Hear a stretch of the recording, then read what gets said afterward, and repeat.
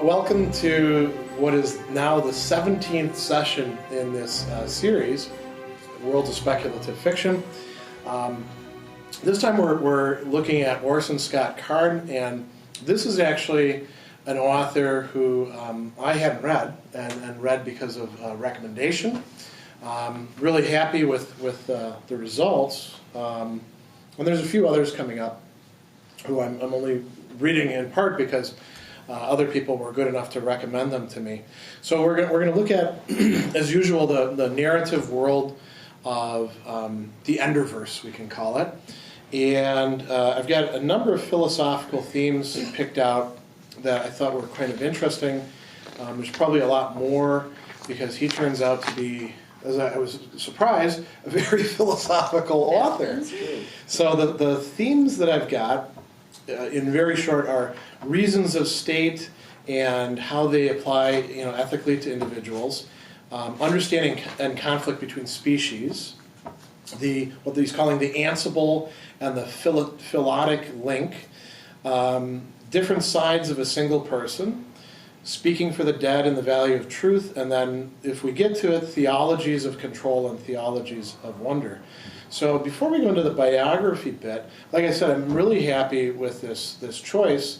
I was genuinely surprised by how much philosophical and theological range Card has in these fairly short novels. I mean, they're not super long. They're not George R. Martin thick tomes, and there aren't really that many characters packed in either. So he gets a lot of mileage out of it. I would say that, speaking as a philosopher and somebody who appreciates sort of a grasp of philosophy worked out in a way that you don't need to know the philosophy in order for it to be explained to you in the novels, Orson Scott Card is a rival to Philip K. Dick, who was a master at doing that sort of thing. So that's pretty high praise from me. Other people might have other points of comparison. I looked up some useful interviews that I think distill some of his mindset and his approach, and there were some interesting passages that jumped out at me. The first one was really kind of curious. He's talking about, he's a sci-fi author, and so he's within a long tradition, because he's still a living author, of many people who've been writing sci-fi. And he says, sci-fi has been seen as the predictor of future technologies, but we who write and read within this great new literary community broadened beyond those boundaries long ago. When we speak of science fiction's role in our culture, there's two answers. Sci-fi movies remain the place where we see the spectacle of strange times and places, where impossible machines and creatures can be made to seem to live, the place of magic. So what he's saying is sci-fi movies are really fantasy movies in large respect. Print sci-fi has a far more potent role of preparing us as a culture, not for any particular future, but rather for the fact that every single human being is riding a time machine into unpredictable futures one day at a time. That's an interesting thing to say. The skills needed to thrive in an ever-changing world include the ability to grasp new realities, to notice changes and remember them, and to change our own role to fit the new rules. These are precisely the skills acquired and practiced by those who write and those who read science fiction.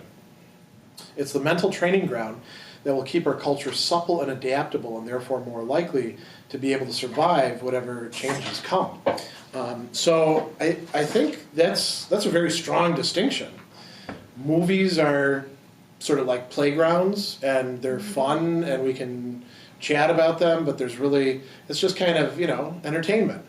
And then, sci-fi novels or short stories, they're doing something very different. They're preparing us for thinking out, alternative realities, or for us, realities that are on the horizon. Like if we're thinking about what AI is going to do, 20 years ago, it was all just science fiction. Now we're in the realm where we see almost daily some new article about what's getting phased in and who's getting phased out. So I think that it's a really bright thing to say. When did he say that roughly? Do we know or not? What year? Or? Oh, I don't. That's a good question. I don't have the years on here, and these are from. Some of these are from as far back as like 2000.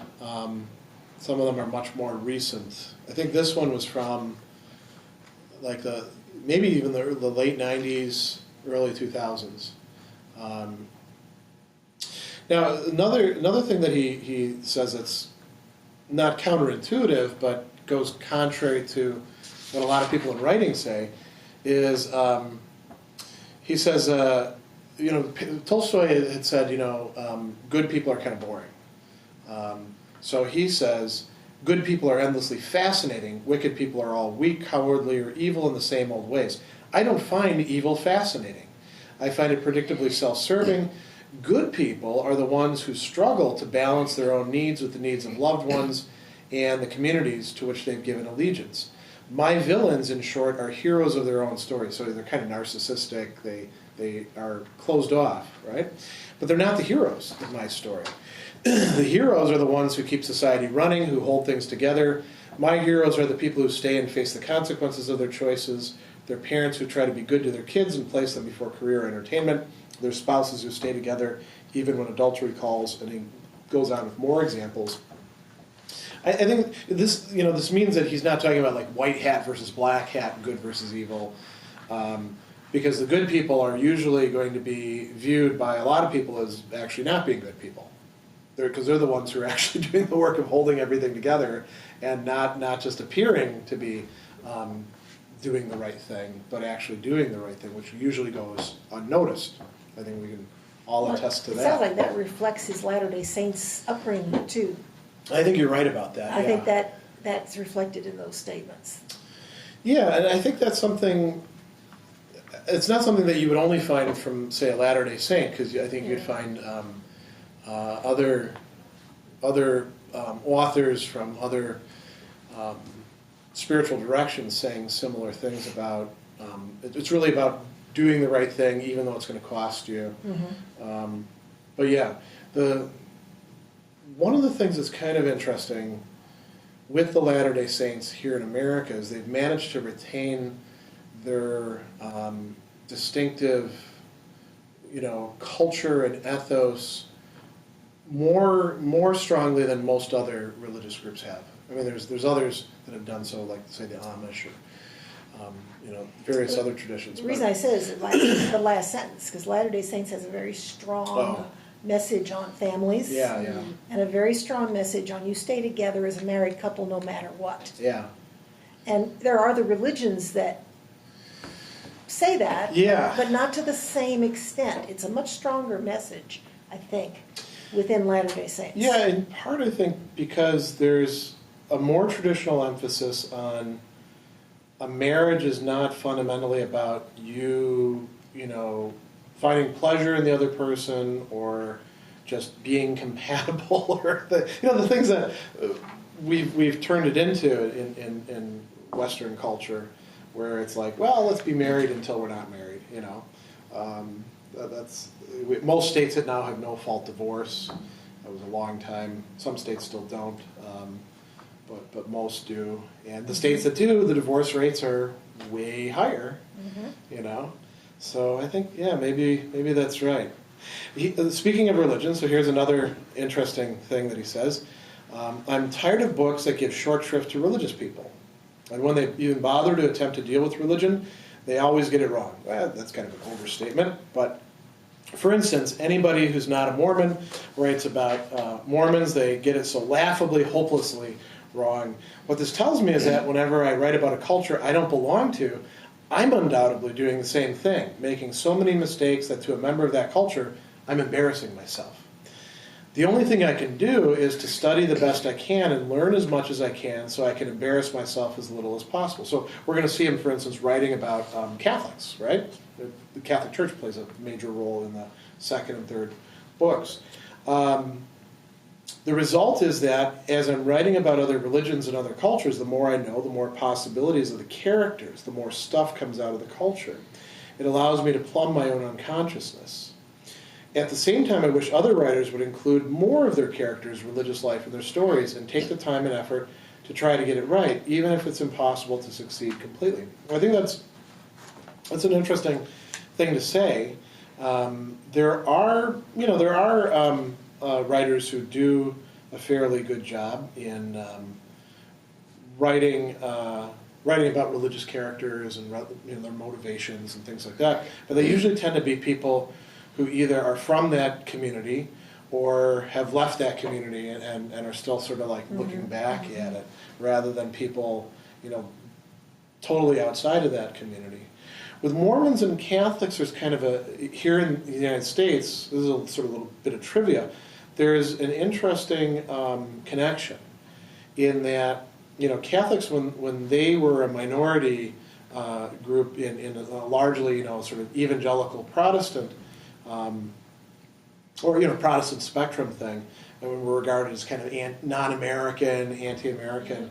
There were a lot of things that circulated around, like they published these books of awful revelations, of what's happening in the nunnery, and how they're getting it on with the priests and burying the babies and all this sort of stuff, and all of that turned out to be nonsense. And there were worries about the Pope is gonna take over the United States, and so we had the nativism and the anti-Catholicism. That's when Kennedy ran.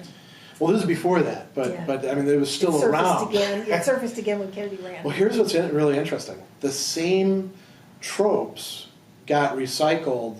The height of anti-Catholicism in the 1800s was like the 1830s and 40s. Those same tropes got recycled when they were dealing with the Mormons. They just changed the faces, they changed the names. Now, instead of it being a nunnery where all this stuff is happening, it's out in the desert, and they would do the same sort of boilerplate fiction. No, but I guess I would disagree with that somewhat, because I think in the 1850s, 60s, 70s, or whatever, I mean, the religious orientation in the United States were focused on two big issues. And maybe that's because of the mass media, I would say, at the time. Yeah. Newspapers and telegraphs, and so things travel. But whatever, it was really slavery, the idea that we could treat somebody as subhuman when we saw them as human. And the other was polygamy, which was not just, that was real to people. That I think they said, we have to cast this out because this is not marriage, this is not... well, you're right. And that's what they did. I mean, they basically cast them from New York to Illinois to say, get out of here to the desert, and now you're out of sight, out of mind. And so, but most of the anti-Mormon stuff is when they're out in the desert. It was after they were It's out like there. the 1870s, the sort of tracks that I'm talking about, where they just took the old sort of anti-Catholic tropes and then recycled them. And it was in popular literature. See, and I think that the anti-Catholic stuff too was anti-immigrant, whether they happen to be both. darker-skinned Italians or dirt poor they Irish. didn't want the it was Catholics come in own land in the beginning. And they moved to a church in a foreign language. Yeah. I mean, there were a lot of sort of anti-immigrant. Oh, sure, yeah. That was. Whereas the Mormons were not immigrants. I mean, they were New Englanders or something. They viewed themselves as being like the true Americans. Well, that trope repeats itself over and over again in terms of the other. Yeah. Because it's back with Islam. Yeah. It's back with Sharia law. That same trope what's going to happen is right back. Yeah. And it happens with every immigrant group. It happened with the Chinese. It happened when the Italians came. It happened when the Irish came. It happened when the Russian Jews came. You could look at any the dynamic of wave. the other doesn't fit in, and the dynamic of the other, we don't understand them. It's a different language, a different religion, a different they're whatever. possibly going to take over. They're just going to take over on us. I mean, and to be fair, They're going to pollute the system. with the Latter-day Saints, they actually had an organized army and stuff like that. So there was a worry that, hey, those guys may, they've got Utah, they may try to take other places, and so that we brought the army in to deal with them back then. But that was after the Civil War. But so anyway, going on with this, so he also talks about communitarian values, and so this kind of, I think, brings it home. And he says, I bring a set of communitarian values to my fiction. It's not my plan, it's just who I am. When you write communitarian fiction, and this is kind of interesting, the fans who show up to your signings are people who respond to community values. So I've had bookstore people, widely separated. people say the fans in your signing are so patient and they're nice to each other. So many friendships begin in line and people exchanging emails and phone numbers and taking pictures with each other's camera, people who've never met before. Why? Because the people who respond to my fiction tend to be people who want to build community. That's not the elitist literary view. Those are people who are about writing fiction that will impress people, will make them rise above the community. I write fiction that's about people who immerse themselves in community and don't think they're better than everyone else and aren't trying to impress everybody. A very different set of values, and I get the results. It's kind of he's writing this, of course, in a very sympathetic source, right? The Deseret News is a Latter-day Saints publication. But there's something to that. And there's an interesting contrast when we're talking about literature, right? We have a lot of literature that people do read because somebody's buying those books, but not a lot of people read and not a lot of people discuss. And then we've talked about this before. Mm-hmm. We have literature that appeals to, I don't just want to say the common person, but let's call it the common educated person or the common literate person. The person who takes an interest in literature but doesn't want to go and pursue a degree in English lit, They want to read a good story. They want to read something that appeals to them.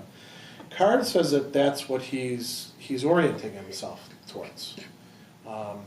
And so in some respects, I think it's even better when somebody like that is able to blend in all this really interesting theological and philosophical and cultural stuff and do it in a way that people can say, that's a really good story, because there are people who weave in kind of high theory into their works, and they're boring to read, and you just don't read them. You pick them up, and because people tell you you're supposed to read them, and you start reading them, and you're like, I got better stuff to do, Card doesn't seem to be like that.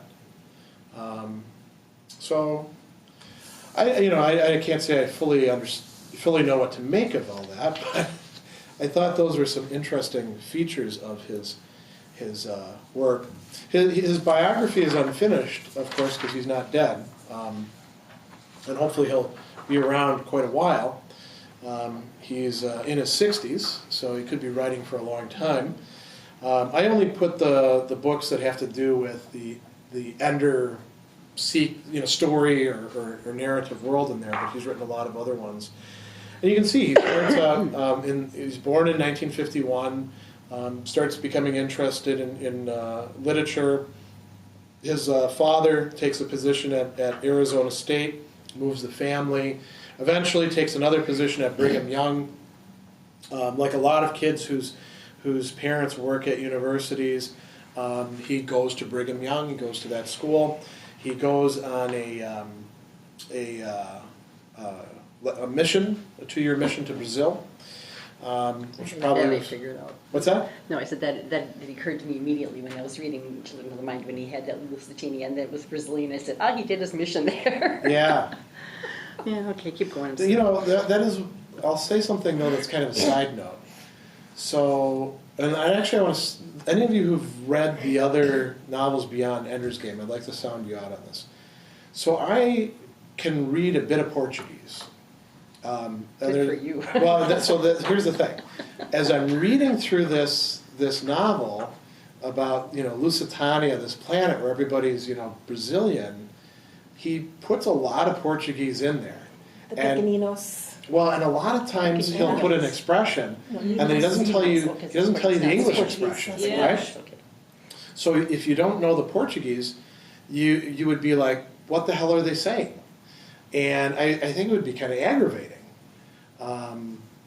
Now, is that I could read it, and sometimes I can't.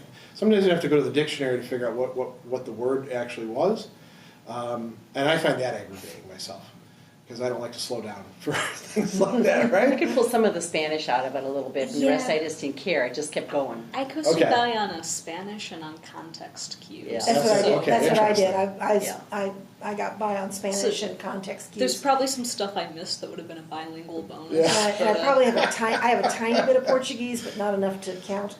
So we all at least had the advantage of being able to puzzle out what was going on. I imagine, like, for somebody who doesn't have any of that, it would be kind of aggravating. Let's go back to the pronunciations, and because they had this at the beginning of the book, and like something that would look really different, like would be called Kwang, and it was like CAO. I mean, it was really a lot of consonants together that should have substituted for two vowels, and so that's where I thought, you know what? I love language and I love learning things, but I just got to a point, I had to get these books read and other stuff done, and I only got 3 of them read, and I enjoyed them. I thought, but yeah, I did kind of with that Portuguese. Yeah, it is an interesting language. This is a total digression from his he went to Brazil. And now I'm sorry, I started. No, I'm the one who brought it up. So he now notice what he's doing. He's writing already, but he's not writing science fiction novels. He's writing plays and musicals. And I only put like the first 2 that he did there, but he kept on doing that because he was a theater major and he produced these. He actually starts producing plays at this place called the Castle. Before that Folds works for Brigham Young University Press. Starts dating the woman who's going to become his wife, and then decides to become a full-time writer. He also joins the Democrat Party during an election where almost everybody in the area is a Republican, and so he was kind of braving things at that time. He gets married, and then he starts writing, and he actually gets an award for Best New Writer on the basis of short stories that he's publishing. Starts having children, and ends up furthering his educational track. Earns an MA in English. They move to South Bend so he can go to University of Notre Dame. But then there's a recession, and we don't really think too much. We think about the '80s in retrospect as being like everything was the economy was booming and stuff like that. But the early '80s weren't. We were still in crunch time, and so he ends up having to drop out and start working. And they moved down to Greensboro, North Carolina, and then Ender's Game was part of it was a novella written years and years before that, but he patches it up into an actual novel, and that's his first knock it out of the park, really big hit. And he wins the Nebula and the Hugo for that, and then its follow-up, Speaker of the Dead, he wins the Nebula and the Hugo for that. So this is sort of like somebody, it's statistically sort of threading the needle from across a football field, I suppose. He was really being recognized for his work. And he continues on writing books. He actually says that he's not that prolific of a writer. He in one of the interviews, I don't remember exactly with whom, he says that he wishes he could write more than 1 book a year, but he just doesn't have the discipline to see it through the way some people do who churn out 3-4 books a year. I mean, I'd love to be able to write a book a year. That's pretty admirable. He did have 2 of his children die. One was dies soon after birth, their last child. Another dies fairly young, his son Charles. Right now he's actually he has a permanent appointment as a distinguished professor at Southern Virginia University, which is a LDS school. And he's still writing pretty actively, and maintains a web presence, gives workshops, all those sorts of things. The things that we're looking at are much earlier. I didn't read past these 4 books myself, but maybe down in the future I will. So let's talk about the narrative world, and here I think we have to talk about a narrative world as capital W, the universe, and then actual worlds, because he fills out these planets, and if you're on a planet, you're pretty much stuck on that planet unless you take interstellar flight, and then you're cutting yourself off from time and the people on your planet, because by the time you get to somewhere, everybody's old. So it really is a matter primarily of different planets.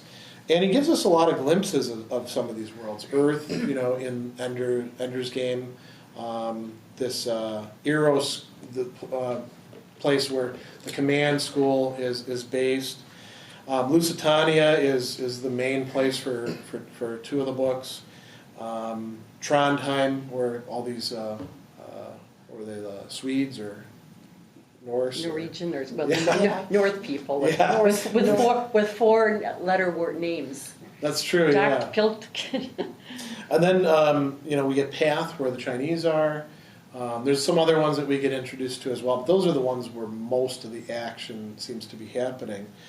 And each of these gets settled by a different culture, has its own economy, its own religious outlook. So Ganges is influenced by Hinduism, Path, traditional Chinese philosophy and religion. Of course, Lusitania, Catholic, Brazil. And what we've got here is the spread of humanity out into the cosmos after we win a major war with the first real intelligent species we encounter. And we discover Ansible technology from them, which allows communication at a distance, which is really convenient in a narrative way, because otherwise how would anyone know what's going on anywhere else? We saw Ursula K. Le Guin did this too. Mm-hmm. You remember? Mm-hmm. With it takes forever to fly anywhere, but you can communicate across. Yeah, the Ansible showed up there. Yeah, mm-hmm. Yeah. So that's an important literary device, I think. With him, with Card, it allows these massive computer networks that are coordinating things across space and time. In the earlier books, we've got this sort of power struggle happening on Earth, and then by the time of the second book, we have the Starways Congress, and they're sort of running the show from a distance. We finally get another place later on, this outside of normal space and time, where souls or I'm not even sure how you pronounce it. Yeah, it's all vowels. So if it's Hawaiian, it's a revol. Yeah. But so there's another place that's brought into the mix, and then everything unfolds within that, and we have we should really say 4 main races, although there's only one of the races, there's only one representative of it, which is Jane the AI. But she is a different species, so to speak. We have the humans, who are the dominant species after they displace the Formics, the hive queen, and then we have the piggies, the pequeninos, right? I'm probably mispronouncing that. And then we have the hive queen after her species is... The buggers. Yeah, the buggers and the piggies. That's right, yeah. That's really condescending, but that's all right. Well... But when the Descaladores. Yeah, I was going to say the Descaladores. That was another one that you're bringing in. Descaladores. Well, so I'm unclear. Was that a... I think when I ended, I ended with the Children of the Mind. You probably read more of the book. Did they ever come into some sort of a species? I know at the time they were just trying to determine if they were. I think they did. Well, they are a species. It's been a while since I read. They are a species. So this is actually let's transition to talking about one of the key themes. And I made a handout for this about the where else? The hierarchy of foreignness. Yeah, that's the fundamental question. Are they where do they fit in? And so you notice that Ender's sister Valentine comes up with this cool hierarchy of how different people are from each other. So level 1 is a stranger who's recognized as belonging to one's own species from the same planet but a different area.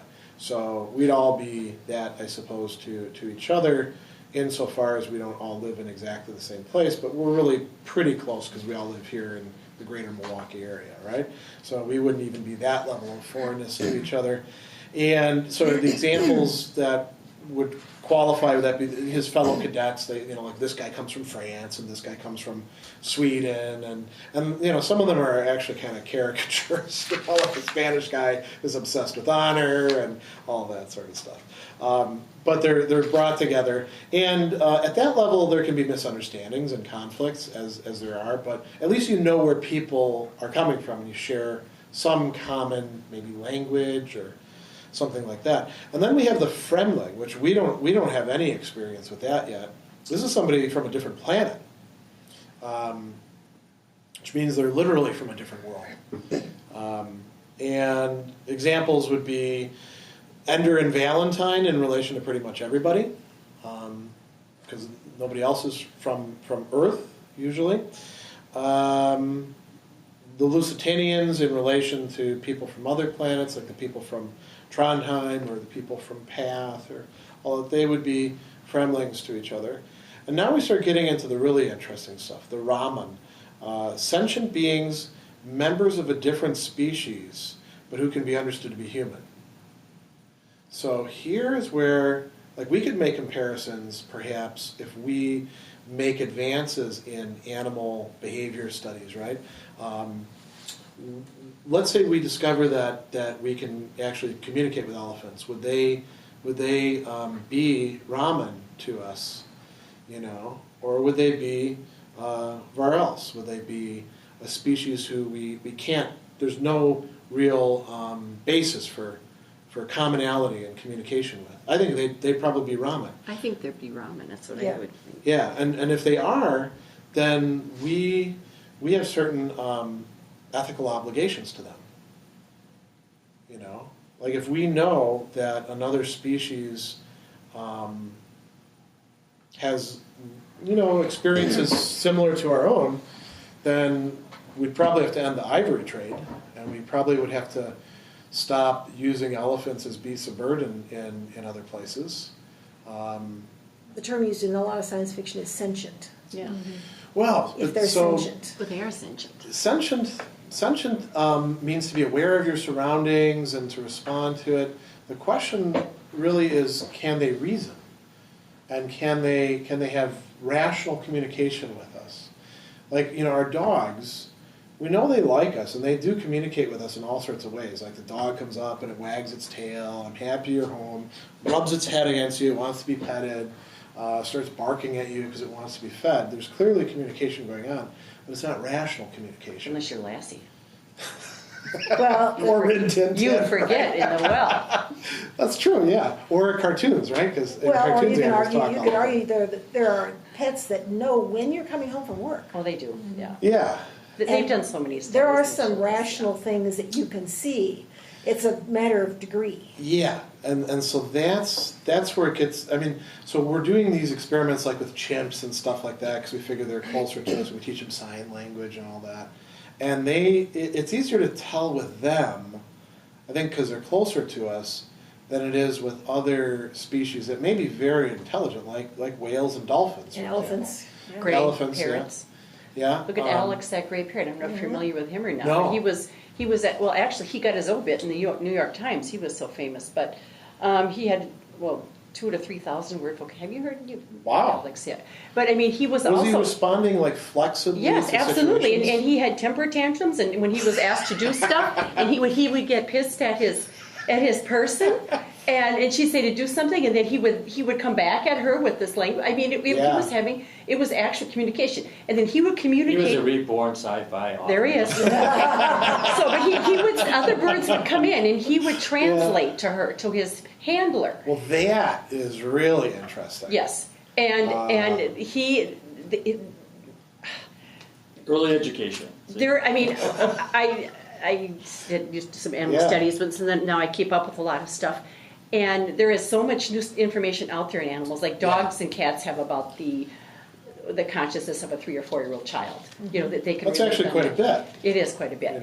And now, but when you get into things like the higher sentients, like elephants and dolphins and things like that. Well, but higher than that, like these gray parrots are so doggone intelligent. Huh. They're just really And pigs, porcine. Well, pigs are very smart too. Well, and then we also have the octopi. We We'll have have to no idea what's going on in their heads, but clearly there's quite Just a bit. because we don't have the same language. Yeah. That's why what I liked about these books is just developing, trying to figure out this language, like even Yeah. with Descalero. So this level 3 is really key, and there's a lot of discussion there about, well, should we qualify these people as Raman, or should we qualify them as Varelsa? And so, like the Buggers, for example, really they were Raman, but we didn't know that, and they started a war with us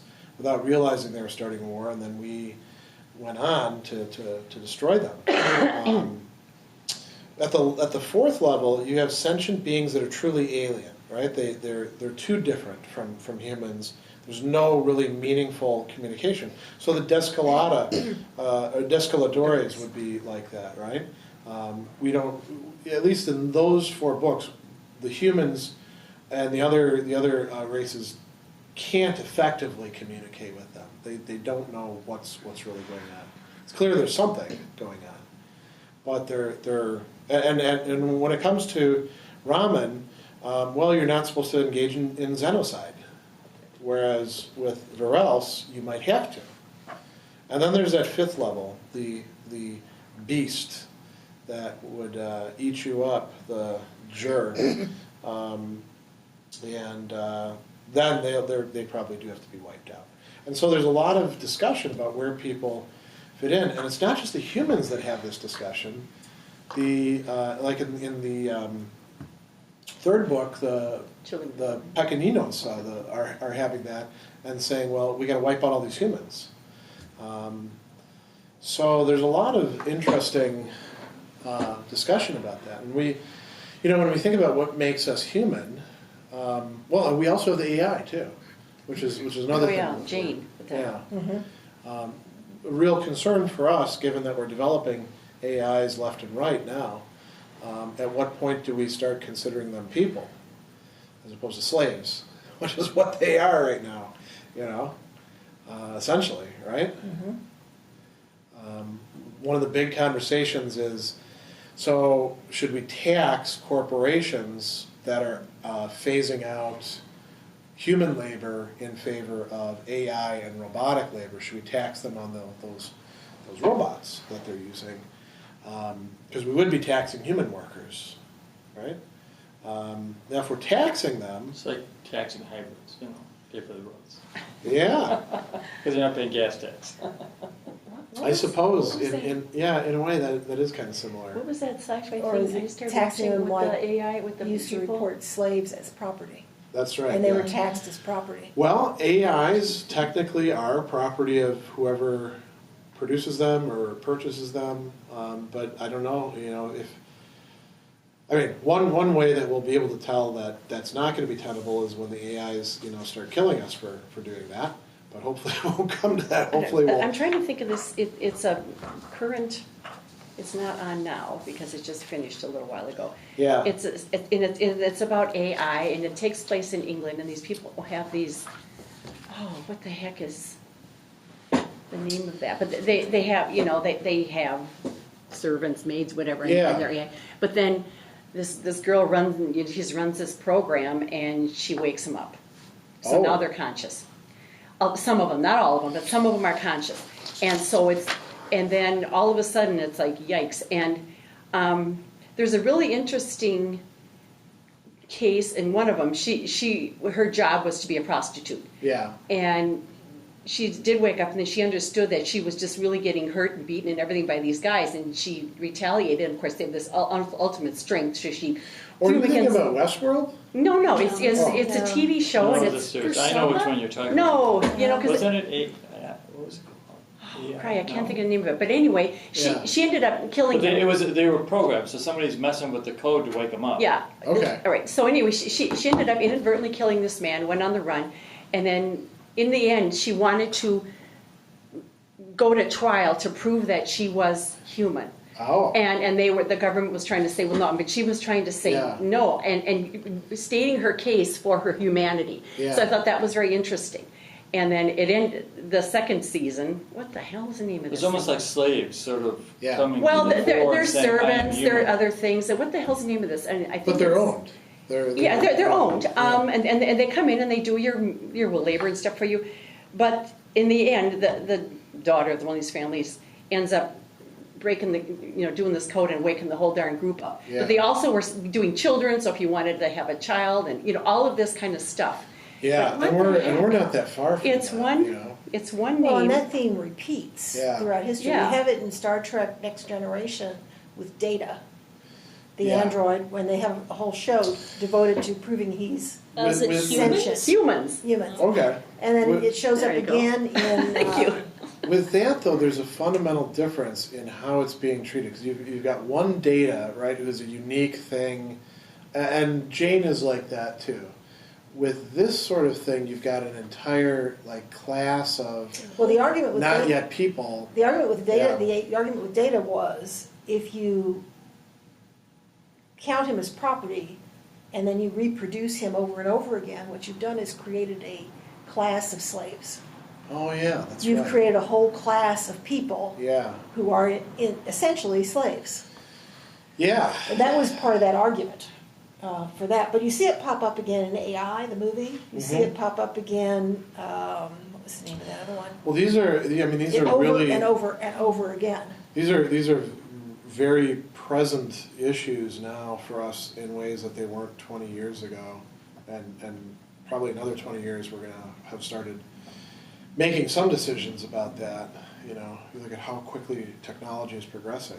Well, even, in other instances where, they're mixing genes. Oh yeah, yeah. So, you're right, yeah. there the are some pig people? human genes in pigs. The pig people? So, Yeah. so now you're killing, so at what point do you say, well, it's only 10% human, Yeah, there's an interesting issue in these books. So the people in Path, right, are these Chinese descended people, and a lot of traditional Chinese culture is imported there. But there's this gods speak to people. But what's really going on is it's OCD, and it's being transmitted genetically. And it turns out that it was being used by The corporation. yeah, to essentially get very intelligent people to feel to be sort of self-directed and get things done and punish themselves if they didn't do what they were supposed to do. And it was done through genetic manipulation, and we could imagine a lot of things like that going on. For every parent who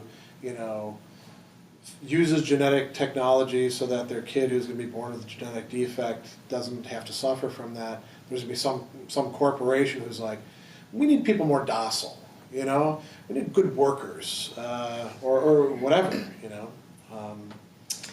Potential exists.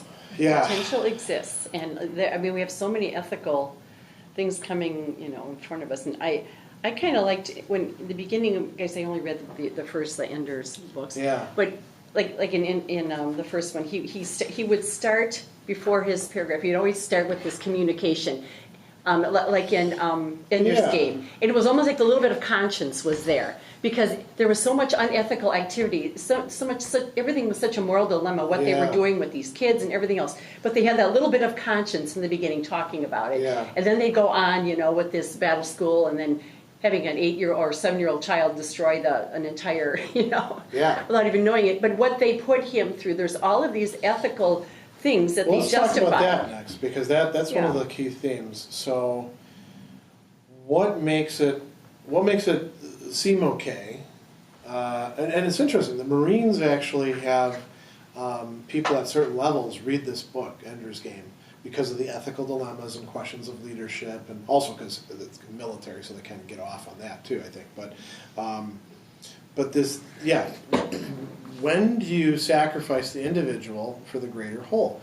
So in ethics, we talk about this typically in terms of what we call utilitarianism, which is that it doesn't have to be framed in terms of pleasure and pain. It can be framed in terms of outcomes.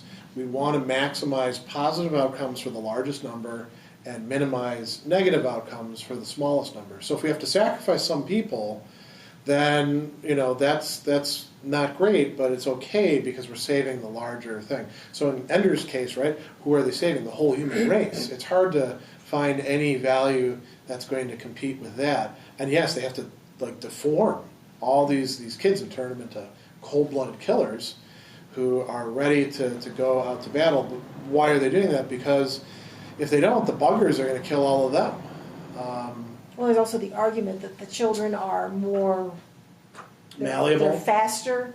Yeah. Their reflexes are faster. Yeah. Because they have to be able to control the equipment. And once you pass a certain point, your reflexes start slowing down. That's true too, yeah. And you see that in the military. They want young guys and women because if they're in a battle, they don't want old guys like me. If you're in the field, you want people who can move fast and quick, and who could So there's a parallel. I think there is also, though, younger people are easier to shape.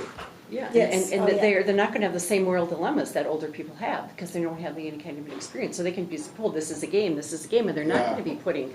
They haven't had enough. They fooled the kids by telling them it was just a game. Yeah. But I mean, all the while they were training them in battle. They knew if they told them it was real.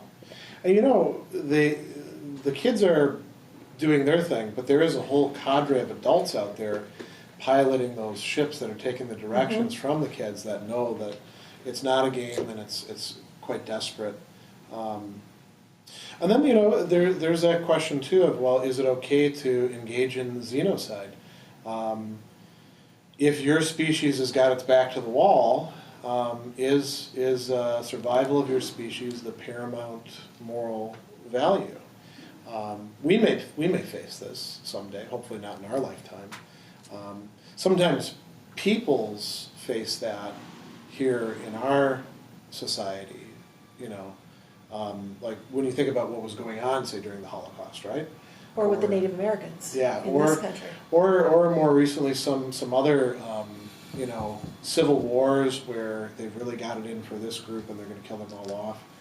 Or Rwanda. Well, that wasn't total xenocide. Xenocide is you're gone. So, and it was an attempt at it. Yeah. But I think that, that question is kind of answered with the dilemmas the life that Ender had, because he thought, until he realized he had the Hive Queen and he could communicate with her. But prior to that, it really, but speaking of Ender, talk about a guy who can't let a character go. What, he had him live like 4,000 years? I don't even know if he's still gone. I didn't read any more books. Is he still alive in the end? He's lived to like 4,000 years. He's alive in a different body. Well, I know he's alive in Peter the last time I left him. And so I don't know if he went somewhere beyond that. He's in a different body at the end. Jesus, this guy can't let a character go. Well, that's an interesting, theme, actually. Should a novelist sooner or later move on to other characters? That's a good question. After thousands of years, he's still got the same guy going from place to place. He changes, though, right? He changes a lot. He's growing and. Well, it provides a perspective you don't get in somebody who is short-lived. So there's a literary justification for it in that he can provide some context, right? I think he just really loved that Ender. I'm sorry. Well, maybe novelists do not fall in love in an erotic way, but in a different way with their characters. I don't know. That's actually a good question. It's the Mary Sue phenomenon. What is that? It started from fanfic writers when normally there's a female character or a writer who puts herself insert in and wants to give her good things and make her beloved by everyone. So the original Mary Sue was a parody who she fell in love with Kirk and Spock and kind of had the whole Enterprise bowing at her feet. But it was a parody of a trend. Okay. When a guy does it, he's a Marty Stew or a Gary Stew, just for the rhyme. Interesting. And so some people do think you can get too in love with a character one way or another. Well, so this is a different question. If you're a novelist, you're partly writing for yourself, right? But you're mostly writing for your public. Some of your public probably with more of this character, give me more and more, but some of them probably have that reaction where they're like, can't you move on to something else? Do you have any sort of duty to your readership? Or if you're the novelist, can you just say, hey, look, it's my novels, I get to do whatever the hell I want, It didn't slow down the sales. Yeah. Well, after the first book, you definitely wanted, you just didn't want him to, go. Yeah. And then Speaker for the Dead, you can start seeing, but then, he does, but he goes through so many transformations, not just physical, but emotional and spiritual transformations too. That he becomes very interesting, and so it isn't like it's a terrible thing that you're moving him around. It's just that it's unusual that you keep a character that long. Well, so, through him you can see the impact of what happens over the stretch, long stretch of history. Well, and Valentine too. Frank Herbert. Valentine, but in a different way. Yeah. More so with Ender. You're right. With Frank Herbert, you get something similar with Paul Atreides. Paul Atreides. Duncan Idaho at least kept showing up and as Duncan the same Idaho. person. Yeah. Someone apparently she hated him in Poor every guy. version and was ranting about this. Yeah. But even because he switched off to different protagonists at some points, Leto the second. Yeah. So another theme that I wanted to talk about was how one person can be two people. And there's an interesting philosophical connection with this that I'll talk about in just a minute. But so Ender, in the second book, he is Ender the Xenocide, and everyone hates him because he's the worst guy ever, right? Because he killed off a whole species. And he's also the speaker for the dead. And there's a point where some of the characters have to come to terms with the fact that he is the same guy, right? And so you've got these feelings towards this, and they're totally different than the feelings towards this, but they're the same person. Now, and then you throw in the fact that he created the Xenocide story. Oh, yeah. So that's another wrinkle. Because he wrote The Hive. Yeah, right. Yeah. So he created the Xenocide. Yeah, right. Motion. Yeah. The High Queen and the Hegemon. Yeah. The High Queen and the Hegemon. So, in philosophy, around the turn of the 19th to 20th century, there was this guy, Frege, who wrote about sense and reference, and he was a logician, essentially. And he was looking at interesting puzzles where two things really end up being, say, the same thing, but they're called by different names. And so the morning star and the evening star turn out to both be Venus, right? But people called them by different names. So they have a different sense, but they have the same referent. They are referring to the same thing. So if I call this, Daddy's Little Helper, and my kid calls it the iPhone, we're calling it two things that have very different emotional resonances, but they're the same actual thing. It's more complicated with human beings, of course, because we're much more complex beings. We have histories and all that. But when you find out that two totally different people turn out to be the same person, there's an interesting jarring thing that's happening there. How do you assimilate these to each other? We run into what we call cognitive dissonance. How can you be Ender the Xenocide, this horrible person, and be this really sensitive, says the right thing at the right time, wise speaker for the dead? How can you possibly be both at the same time? And I think this is an interesting... you see it early in science fiction literature with Clarke Kent and Superman. Well, they're both good guys, though. But just Clarke Kent's kind of a wimp. One's kind of weak and seen as not much of anything. This would be sort of like if Superman has this super ego too. It would be Superman, and then whoever the worst villain in Superman's universe would Lex be. Lex Luthor. Yeah, if they were the same guy. Now that would be. That would kind of be a kick in the pants. But you had Ender Wiggin and Andrew Wiggin, and they were Andrew was the speaker for the dead, and Ender was, but no, Ender was the speaker for the dead. No, but he spoke as Andrew. Yeah, he had to change his name. Okay. As his actual name. As his actual name, and that's why they didn't know that it was Ender until later on. It was a little funny that nobody was like, Wiggin, that's not a common name. Any relation to the Xenocide? Well, it was 3,000 years later, too. Yeah, so who the heck thinks you can live 3,000 friggin' years? Yeah, that's that true. You're zapping yourself around space that long, Yeah. But what I thought was interesting, too, is because, now they get on Lusitania, and they've got, you've got this South American bishop, which, you can't get much more conventional, right now. Whatever the heck.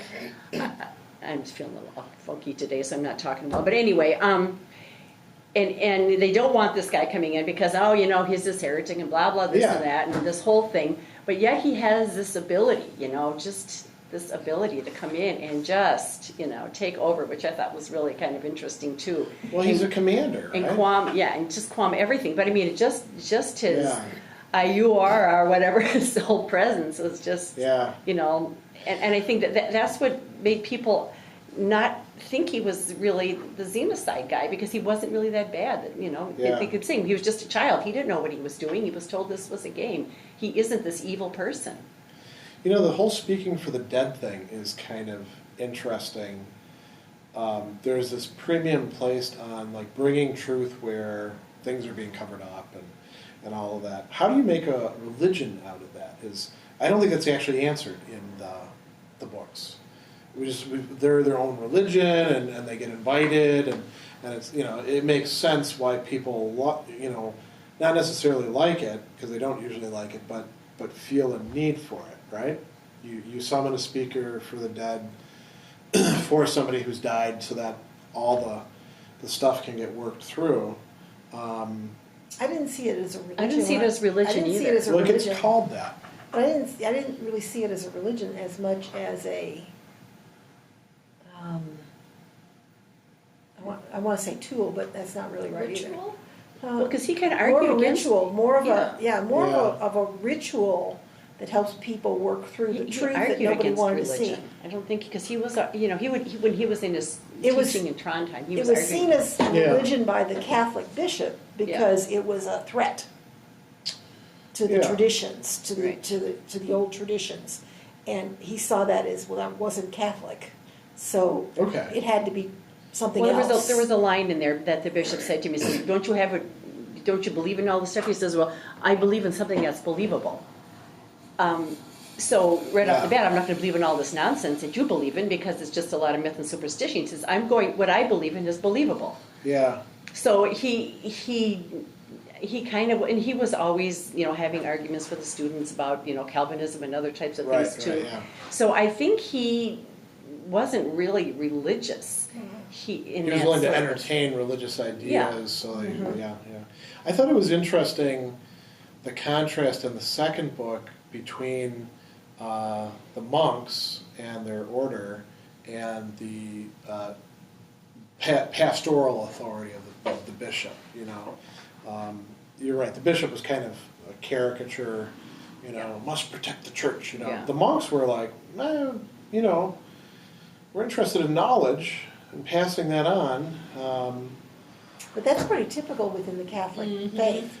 Orders versus the diocese. Orders versus the diocese. I mean, you have the bureaucratic structure, which is the bishops and the archbishops and the cardinals and the Vatican and the Curia. And then you have the Jesuits and the orders and the monks. Well, the Jesuits often got themselves in trouble. And the monks and the people who focus on formation and study and ideas. What was still interesting, though, even But that's what they very called real. the children of the light of mind of Christ, or Oh, whatever. yeah. Something, I forgot what they're called. Yeah, well, that was it. Yeah. And Children then- of the mind of God. And I think it was Christ, well, whatever, but they had, they could be married, but they still had to live celibately. They had that in there. Oh, yeah. Wouldn't that be tough?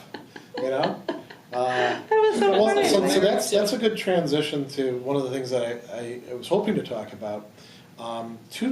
So Card is a religious guy, and he's writing about religious people, and he's got characters that have what you might call a theology of control. the bishop that we were talking about, he's kind of closed off. Order really matters. He speaks in the place of God, and he might not necessarily believe in his own stuff all the time, but he's definitely not going to allow any chinks in the armor. And he does it because somebody has to, right? He's the bishop.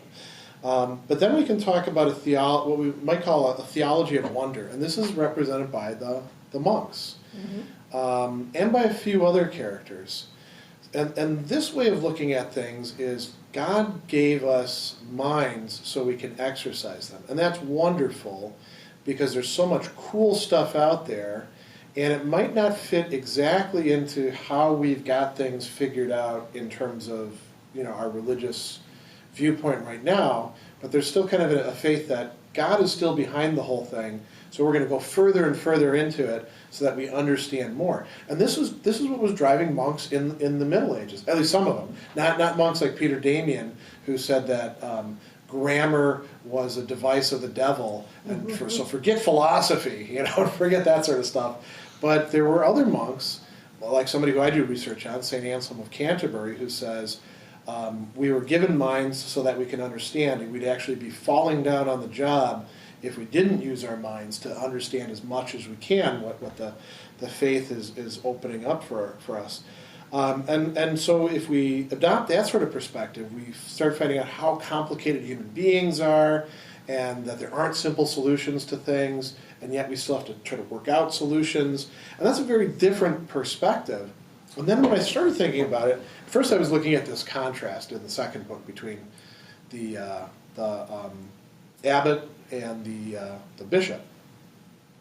But then there's that other guy, the priest, Father Estavo, who goes out to the piggies and dies, right? And he represents... a zealot. Well, he represents a theology of hope. He's not out there to impose order. He's not out there to threaten them. He's out there to try to work things out. And he goes out there knowing that they may kill him, which they do, but hoping. And a lot gets accomplished. I mean, really, a lot gets accomplished by all three of these mindsets, right? Sometimes it is good to have people who are really focused on order because they do make the trains run and that sort of business, right? But you also do need to have the people who are motivated by curiosity and wonder and have a faith that this is not going to lead away from whatever, the divine or something like that, but rather towards it. And then people who embody hope, who don't know that things are going to turn out well, and sometimes it doesn't turn out well. It's interesting because Card is very theologically attuned. Father Estavo doesn't say my mission is going to be successful, everything's going to turn out well. He says, things are going to get sorted out the way that God wants them. I hope that it turns out to be the way that I want them too. But if not, then I'll go with what God wants. And the bishop, makes trouble, right? The bishop says, you should do things this way. And Father Estavo at one point says, I'm supposed to do God's will and obey the bishop. If I can only do one of them, it's going to be God's will. So, or not to anger the bishop, I think he said, right? And so there's different attitudes towards religion being. Well, even the expressed. pequeños, the piggies. Religion. Yeah, when they get religion. Well, I mean their own. I mean, talk about their communication with the trees. Yeah. And I mean I thought that was just fascinating. And again, until because of the xenocide, no contact was to be allowed with another species. Yeah. Which is what set them back so far. Because when they tried to plant, Libo and Pippo, and it didn't work, and they thought they had just tortured them to death because they had no communication. Yeah, and so when they finally, when Ender came in there and actually just broke the walls of communication and said, because you could tell it was a religious ceremony what they were doing, or some kind of a ritualistic ceremony. So but they had their own thing. I mean, when they needed something, they just tapped and sung to a tree until it completely turned into what they wanted to do. And you don't talk about milagre, here's the milagre. Yeah. But it was just, I thought, so they had that, and now the hive queen and the buggers, they had that, philotic kind of thing, but I don't think there was any real religion in there. There's points in the work where I don't know if it's Ender or one of the other people says that the hive queen thinks religion is the religion stuff is all nonsense, doesn't understand what the piggies are interested in it for, or the humans are interested in it for. It's not logical. Yeah, but I mean that thing about the philotic connection is also relevant there. We have religion in part, and we have religion in part because we also have communication. So there's something that's not yet figured out, not yet seen, we talk about people having faith. It's not really faith if you actually know what's going on. You don't need faith then, right? Mm-hmm. And so the Hive Queen, everything is totally instantaneous. She knows what all of her workers. Yeah. And all the other Hive Queens know what each of the other Hive Queens know. So they don't really need religion to make sense of the universe. They have something different. All the sense they need. I mean, I think they have the information that there's useful for them. So that was another really interesting theme, the way that Card used the Ansible and sort of developed it out. So at first it's just like, well, this is a communication device, right? And it allows Jane to grow into something that is spread out in her consciousness through all this. And so we have communication at a distance. But then it starts to get trickier in the third book because there's explanations of what's really going on there in terms of subatomic particles and their connection to each other, and this theorization about could it be souls or things like that. And here Card is actually, I think, drawing on the thought of an 18th century philosopher, Gottfried Wilhelm Leibniz, who wrote a book. He wrote several books. The one that this would be connected to would be either his discourse on metaphysics or his popularization of it, called the monadology. And the idea was that the whole universe and all of our consciousnesses are all these little monads that are like tinier than anything, right? Think of them as not even like atoms. And we would be like entire, what he called entelechies of monads. I mean, there's a lot more to the theory than that, but the basic notion is that there's like, for each of us, there would be a top-level monad that all these other ones are connected to. And that's the way that he's portraying things in terms of this philotic link, with how it ties in with a person's will and how people get connected with each other in relationships. There's this big discussion about that about halfway through the third book. And I think that he is actually, without naming him, drawing on Leibniz's theory to do so. Because it sounds pretty similar to it, And what it then allows is action at a distance, communication, talking in not just mystical but more scientific terms about how us being in, say, conversation with each other connects us with each other over time. We're going to see a similar concept when we get to xenogenesis. Oh, yeah, you're right. Octavia Butler has a similar concept in the Xenogenesis series. Yeah. I forget what she calls the things. The connections. The connections. Yeah. There's a word for it. I can't remember what it is right now. Yeah. But it's, so what Card is doing is he's really playing around with some high-level metaphysics.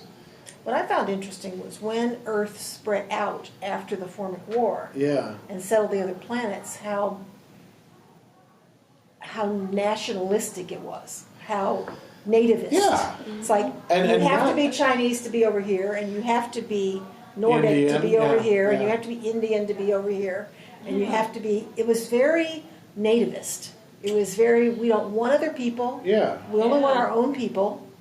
And even when they were talking about the migration, trying to figure out who went on which ship, it was like they were the people who were leading the groups were we only want this kind of person. Uh-huh. Even though the world said, you have to have a mix.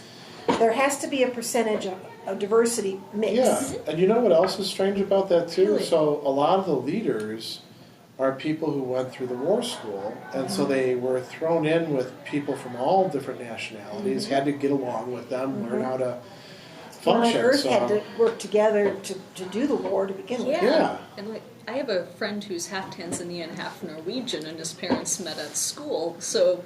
Where would he go? Yeah, which ship does he get on? Yeah. But presumably things like that are happening in the Enderverse, too. Even if it's not cadets getting together, other people will be mixing. Yeah. Well, and even though the authorities tried to stop that from happening by making sure there were people from other ethnicities, backgrounds on each ship, there was still a majority. They probably have an interesting story too. Like, what's Chinatown and Trondheim like? Yeah. So I found that interesting. I think once they actually are on the planets, though, there's a lot less migration than we have here on Earth, right? Because if we want to migrate, like let's say we all decide we get a wild hair and we're like, that's it, we're all going to China. Screw the U.S., and we're all going to stay together as Americans, right? So we pick a city, right? We're all going to go to Shanghai, There'll be millions of us, and we have Americaville or something. You have like that right now in Mexico. Yeah, I was going to say this sounds like Mexico to The me. expat cities. Oh yeah. There are Panama? the expat cities in the in Central America, absolutely. in Mexico. So the point is, it's super easy to do because we just get on a plane, right? But if you have to travel for generations. Yeah, essentially. Well, it's not as long while you're in the thing, right? It doesn't take that long. It's a couple of weeks, and it's like what, 20, But 30 it's years. 20 years. So if it's that sort of investment, you're probably not going to emigrate unless you really, really have to. Like the reason why Lusitania becomes a colony is because the other Brazilian world, there's too many people on it. So, but they go off as their own Brazilians, and It's still Brazilian. Yeah. And Catholic. Yeah. This Formic, was that in, I didn't read Xenocide, was that in Xenocide? No, the Formic Wars is in... Ender's Game. I read It's Ender's Game. It's It what shows the up in books Earth... It's not what it's called there. In Earth Unaware and Earth Afire, Earth Awakens, that's where they start calling it the Formic War. Yeah. Oh, so it wasn't in just the book Ender's Game? No, he's living the Formic He's living War. the Formic Wars. Yeah. Okay. Those are the Formic Wars. All right, I didn't... It shows up in Shadow of the Hegemon, I think. Well, didn't read that either. Only read Ender's Game, Speaker for the Dead, and Children of the Mind. So anyway, I'm just very limited in how much that Oh, I've I don't remember which... Yeah. That's all as much as I can get done. Yeah, I don't remember which book that's that actually shows quite a up lot. in to begin with, but... Okay, because I was just wondering how, because I didn't remember that when they were splitting this all off and everything, all of a sudden they just showed up on these places. Yeah. But I didn't know how they got there, so. Yeah, it's a useful science fiction device to have, these ships that can go wherever you want. Right? Well, in Children of the Mind, by the time, Jane really gets her deal going, and now she can just start moving people without even the starship. She can just start, like Star Trek, remolecularization. Yeah, she's like a transporter. Right? Yeah. I think the migration happens in Xenocide, doesn't it? Which migration? The first migration off of Earth. That's the only book I couldn't find it, so I didn't read it. The first migration? Well, no, that'd be in Ender's Game. They start there. That's right. They start at the end of Ender's Game. Yeah, they start at the end of Ender's Game. There's more of it than during Xenocide. Yeah. Because right after Ender's Game is Speaker for the Dead, and then they're already sitting on. That's already 3,000 years Trondheim, past. yeah. So, but then that's why I didn't know what happened. So the Xenocide must have gone back in time. Okay. Yeah, and I mean he's sort of fleshing out more and more of the universe as the books go on. And he's smart too. He does it through characters discussing. He doesn't say, by the way, 500 years ago this is what happened or anything like that. He always does it through conversations that the characters. Well, another thing I thought was interesting in Ender's Game, with everything with these kids. I mean, they. Like this Demosthenes, why can't I speak tonight? Demosthenes and Locke. Yeah. Why? Because I'm on like 5 pills and nothing's working here. I'm not contagious. I just have this horrible lung infection going on. And so I'm taking all of this crap to get rid of the stuff, and it's making me nuts. Anyway, with those two, what are they, like 8 and 9, and they're writing these But they're brilliant kids. Brilliant. Oh my God. And then one is, and then they end up formulating everything that's going on at the time, all the conversations and everything, all the political, everything is going on around these little kids. I just think it's just amazing. Yeah, the notion that you could sort of break in to foreign policy by presenting arguments, that's part of what, that's part of our sort of mythos, right? The Federalist Papers and all that. And that works sometimes, but not most of the time. And it seems to be really, really hard to break in. So these kids are, extraordinarily gifted in using the internet or whatever. Well, and Valentine did a lot of that too, and she wrote the articles under a false name. Yeah. Well, she was Demosthenes. Demosthenes. Yeah. So but they take these two philosophers, and then John Locke, the other, Peter, because he was sort of an odd duck.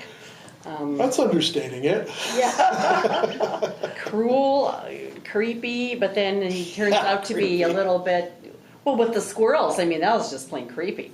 And he turns out to be a genius in his own way. Yes, but then he turns back, to when I've known some kids like that, and they didn't turn out to be geniuses. They just turned out to be pretty strange and twisted. I remember back in middle school and high school, some of the things that some kids were doing, and you'd be like, "Wow," and we didn't really have the vocabulary to identify it as like there's probably a mental illness there. We used words like creepy and that kid's really weird. Yeah, because my brother's going to kill me tomorrow. That's kind of locked my door because I'm afraid of this kid. And so but I just thought that was really interesting with the abilities of these. They're just kind of genetically bred that way because they were looking for some super genius to help them with the bugger wars. There was some suggestion that there was some breeding programs going on to try to create Ender. Okay. There was some suggestion in Ender's Game that there had been some matching programs, that his parents had been matched. Yeah, because this kind of brilliance just doesn't happen. There were some breeding programs going on to try to find the kids, the right kids. Yeah, and him being a third, too. Right. He was a third. A special privilege because his brother and sister almost were but not there. Quite. Yeah. I suppose if you're a novelist, it probably pays to make your characters super smart and have great reflexes, because then you can get them out of whatever situation you need to and sort of build them up. I know they made a movie out of Ender's Game because I remember seeing it. It's fairly recent. Oh, it's very recent, Just in with the last 5 all years. of those antics in the battle rooms, I said, "Oh yeah, I remember that." Seeing that was a while ago. Yeah, they did that within the last 5 years, I think. Yeah. That was, thinking, so I read Ender's Game around Christmas time, and then I read the other ones more recently. And I remember trying to sort of like visualize some of the things that Card said were going on in the battle room. And I kind of had a tough time with it sometimes. Did you guys... Were you able to visualize like what was going on? I was because I saw that movie. And that's why I was thinking. I know what they're talking about because I saw him with his legs doing this and then the freezing, and that's what really not so much with positioning that I had to figure out, but that's just some logic, where you have to position up and down and right and that kind of thing. But that. When some of those things like hiding behind, and I said, I know I saw this. So I had visually seen it, which helped, with that. Because otherwise it would have been, and it was a little prolonged, like, Jesus, do we have to know every detail? It's interesting, too, so all that training, all that, shooting each other and stuff like that, it's not really preparing them as such for what they're ultimately doing, which is directing ships. It's just strategies. You're right, and it's building up that sort of like flexibility of thinking and coordinating larger sets of units, but they're not really using their bodies anymore once they're coordinating the ships. Well, even when Ender's in the shower and that Spanish guy, I can't remember his name, was going to come after him, and he knew the only weapon he had was a bar of soap. Yeah. Now that is really using anything that's there as a strategy. Yeah. He soaped him up he got so soapy that the guy couldn't hang on to him so that he could.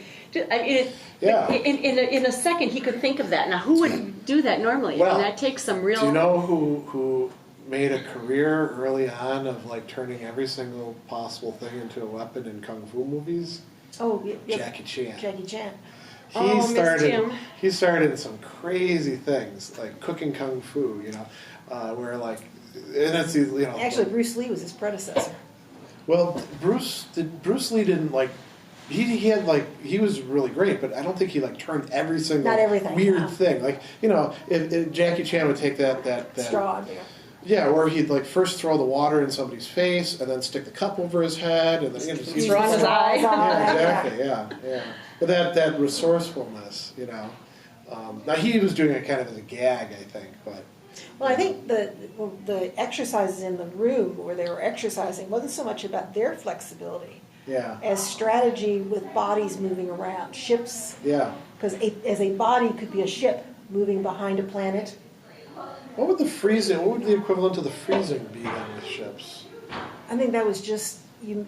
No, the freezing was in your shot, so now you can't move that. If you mess up, you're a target. Yeah. Okay. If you mess up, the ship becomes a target, or the whatever it is you're trying to navigate becomes a target. Okay. Becomes vulnerable. Yeah, that makes sense. So it was more training their minds to make decisions based on positioning and movement. Within zero gravity in space. And Well, it was just how survival. I mean, this is what Ender was. He knew everyone was out to get him. Yeah. And his survival instincts were so ridiculously strong that he would just come up with things instantaneously. Well, when you grow up with his brother. Yeah, you had to. Because I said your brother's always going to kill you in your sleep. He developed that instinct early on.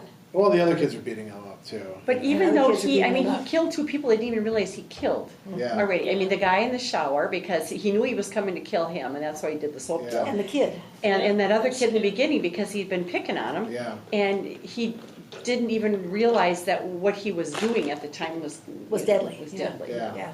He talks about that in the third book later on, when there's something like somebody's talking about him as being kind of not tough, and he brings up that once you've actually killed somebody, you start to think a lot more about these things and take it more seriously. What did you guys make of Graf as we're sort of finishing up here? Well, that's what I was thinking. That how there was like this conscience going on. Like he was making all the moral decisions that weren't really very moral, and then whoever he was talking to was more the conscience of it, and saying, well, but yes, this has to be done because, like I said, you have to save the world. Yeah. And I think on some level, Graf really did, like Ender. I mean, I think he really loved Ender. I think, by the end, it's clear he loves him. And but he had to destroy him as a child to do whatever he did to. I mean, we've got a 5-year-old grandchild, and I could never see him doing what Ender was doing at 5 years old. But if you knew that in order to save the rest of the world, and you couldn't substitute yourself in your grandchild's place, would you be able to conceive of doing the sort of stuff that Graf did to Ender? And remember, it's a whole world. Yeah. That's tough. Well, I know. Well, it would have to not be your own grandchild. No, that's absolutely true. As I said, it can't be your own grandchild. If it was somebody else's kid, it would have to be somebody else's kid. Take some kid off the street, and the whole world is at stake. The whole human race is at stake. Well, that's why they were doing that little justification piece before each chapter. Talking it over and saying, we know this is wrong, but we're going to do it anyway. What's that Spock quote? The good of the many outweighs. The good of the many outweighs so the good of the few. That's that utilitarian logic there. Yeah. Yeah. The good of the many outweighs the good of the few. Yeah. And you can't really get it through altruism very often that somebody would be willing to do it. But well, I don't think anyone. Well, there probably would be candidates, and that would probably disqualify them from being good candidates. Because they wanted to do it. Right, because why would somebody want to subject themselves to that sort of training? Well, there is also the soldier Ender kills by having him fly into the hive, if I recall correctly. It starts with, sending someone into a death trap, and they don't know that there are real soldiers obeying their every word, but there was a real person there who was trained to just agree with whatever they said. Oh, so there's some level of conscious self-sacrifice. Well, the pilots in all the ships were trained to whatever they were told to do. They're taking. All those pilots are essentially on a suicide mission because the odds against them are so bad. Well, our own military trains people that way. They're trained to take the orders, not to second guess it, not to think about it, not to think about I'm going to get killed if I do this. Well, here though we're talking about somebody before the training, who would willingly subject themselves to that kind of tear you down training, I think a lot of the people who would do that would be bad. They would have motives for doing it. Like, I like to kill people, so this is great for me. Well, you don't want them in there, you know. But that's who we get sometimes in military positions of course, yeah. and in law enforcement. We get people like that. Yeah, that's true. So you think you could find somebody with a savior complex who just want to go in there just for the sake of... You have people who, yeah. I don't know. Well, and so the interesting thing with that would be how long does that continue on, right? Some people do have that savior complex. Like when I was working in the prison, we would see this sort of thing. People would be like, "Oh, I'm going to volunteer in the prison because these poor guys." And I mean, the prisoners would see that and they're like, "Oh, we're going to turn this person." Fresh meat. Yeah. But Where I could see that failing is even if you came in with a savior complex and saying, you know, I know what I got to do this to save the world. I think they would be bound by some morality. I think they would be. Who, the savior complex people? Yeah. When push came to shove. Hopefully they would. No, I mean that they would not be able to follow through with what they had to do because in the end they would somehow not be able to do it. Like destroy the whole alien race? Yes. I don't know. I'm not sure. I mean, I think that Depends could how be. abstract your goal is and how concrete it is. Like one thing that would make Graf more interesting is if he had grandkids on Earth. Then it's more viscerally, like he's attached to Ender emotionally, but he'd also have attachments on Earth. Yeah. Like, would I trade in a kid I love for the rest of the world that's only an abstract ideal for me? I don't know. You know, so he kept getting weightier and weightier and weightier. So I think, because by the end they said he was really getting to the point he could hardly fit in a chair. So I think the stress of whatever he was doing. Yeah. I pick up all these little things.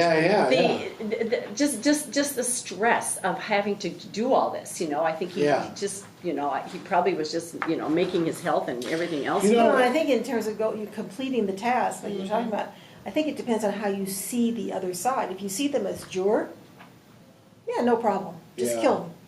You know, if you see them as Framling, well, yeah, that's a whole other story. That's a whole other story of do you go through with it? Even if you're going to protect their universe, if you're going to protect the universe, it's that foreignness. It's how separated you see them from yourself. Yeah. Well, it's called xenocide because it is the other. It is the other. Yeah. Yeah, it's interesting. So, xenos in Greek means foreigner, right? But among the Greeks, it also meant guest. And you would have these things, essentially guest friendships that would come up through families, like Odysseus, right, in the Odyssey. You see Telemachus goes to Pylos and goes to Sparta, and he gets received, and there's like talk about giving him this gift and all that. And it was like a traditional thing, Aristotle actually points out that this is not really necessarily about affection, it's just kind of business transactions, but there are certain like rules to it. The guest comes in, you've got to wash their feet, give them something to eat, so you give them a nice wine serving bowl as something to take home, and then they're supposed to bring something themselves. There was this whole other xenos, and then killing your guest. Well, that's about as low as you can get, in for the Greeks. Either that or killing your parents, Yeah, so it's kind of interesting the different senses of xenos there. Not just Greeks, all through that Middle Eastern. That's true, yeah. Eastern Mediterranean area, it's the same kind of code. Guest friendship. And we see that in like medieval Europe too. It's an upper class thing. It's not everybody, because who can afford to do it, right? Not everybody can.